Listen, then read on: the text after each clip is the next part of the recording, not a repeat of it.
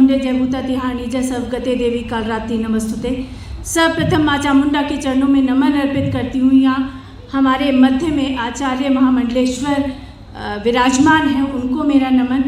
रुपेंद्र प्रकाश जी महामंडलेश्वर अवधूत पीठ से हरिद्वार से विराजमान हैं, उनको भी नमन। व श्रद्धे मंच को नमन अर्पित करते हुए आप सभी को मेरा नमन।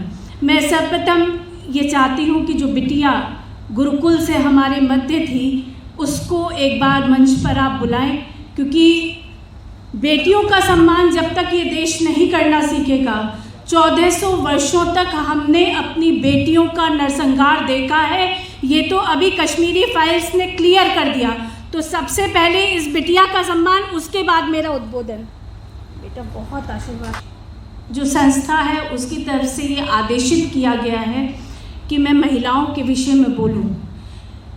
सत्य सनातन संस्कृति की जब हम बात करते हैं तो हमें 1400 वर्षों का इतिहास देख लेना चाहिए। हम वो गौरवशाली संस्कृति थे जहां जब विधर्मियों का, जब इस्लामिक जिहादियों का आक्रमण हुआ तो हमारी माताओं बहनों ने जौहर कर लिए, लेकिन अपने शरीर पर एक हाथ, एक उंगली का स्पर्श भी जिहादियों का नहीं होने दिया।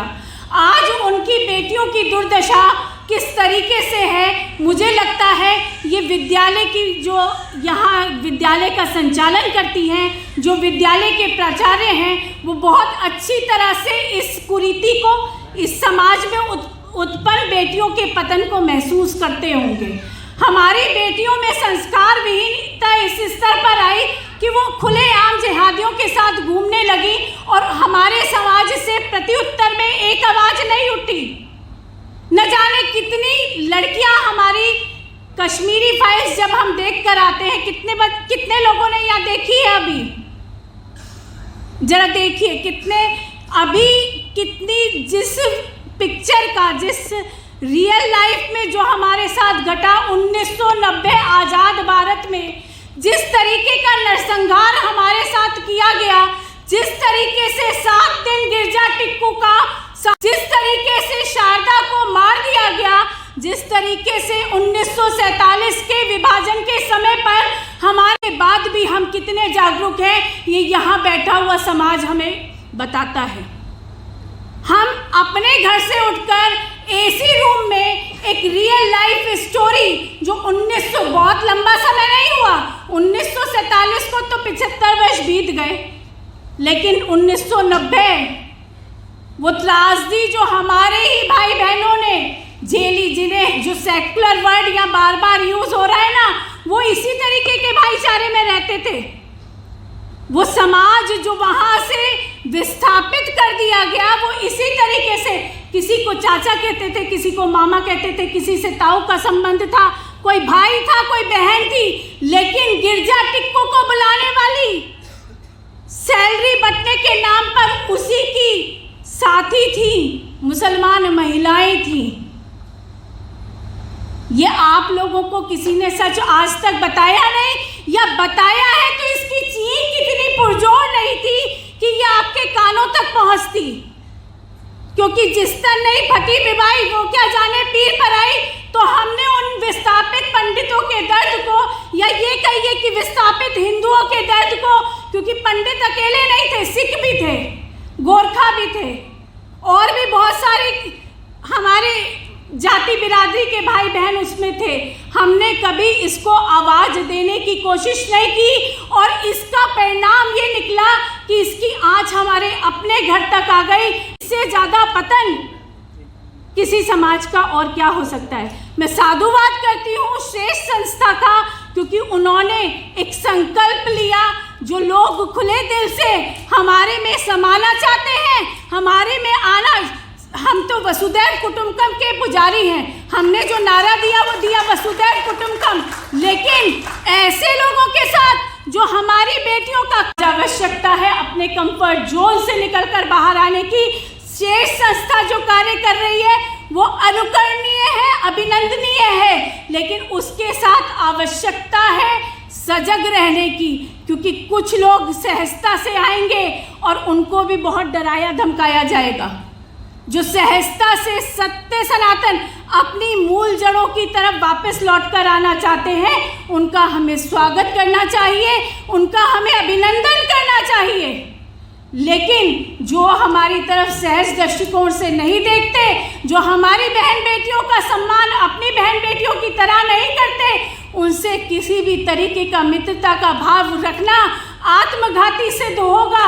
मात्र इतना कहकर अपनी वाणी को विराम दूंगी, क्योंकि आने वाला कल बहुत दुरूह होने वाला है।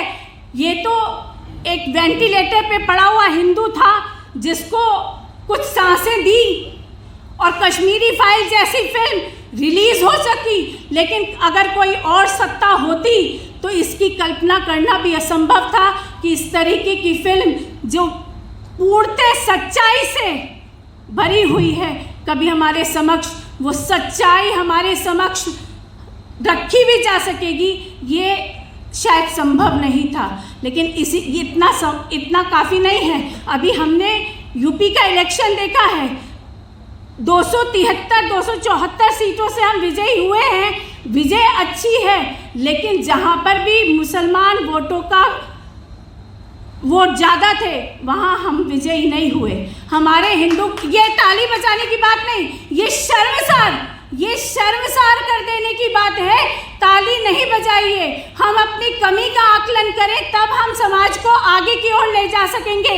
हम संत समाज जब भगवा धारण करते हैं तो हम अपना पिंडदान करते हैं, और जब पिंडदान करते हैं तो ये संकल्प लेते हैं कि आज से हमारा जो कुछ भी है, हमारे प्राण, जो हमारी सांस चल रही है, वो भी समाज की है। हम आपको सिर्फ चेता सकते हैं, हम आपको सिर्फ बता सकते हैं, हम आपको सिर्फ उस आने वाले भविष्य में क्या घट सकता है उसका एक परिदृश्य दिखा सकते हैं। लेकिन जागना तो आपको स्वतः ही होगा।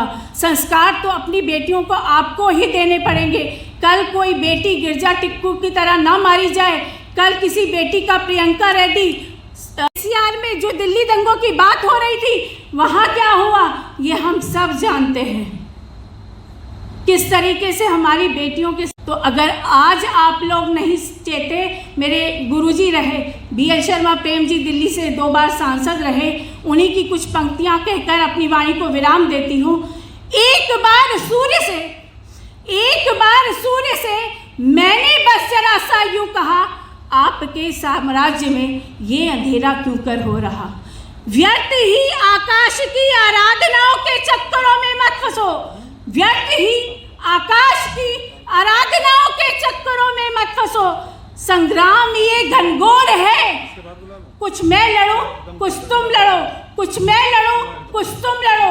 तो मेरा निवेदन है कि तैयार हो जाइए, आने वाला भविष्य बहुत खतरनाक है। सत्ताएं अकेली कुछ नहीं कर पाएंगी जब तक आप उठकर अपनी हिस्से की लड़ाई की जिम्मेदारी, अपने परिवार की सुरक्षा की जिम्मेदारी स्वतः नहीं लेंगे। तब तक सरकारों के भरोसे बैठे रहना, संगठनों के भरोसे बैठे रहना, ये लोग तो अपना कार्य कर रहे हैं, लेकिन इसमें आपके योगदान के बिना ये भी कितना लंबा चल पाएंगे, ये सोचने का विषय है। एक बार मेरे साथ बोलेंगे, जयकारा।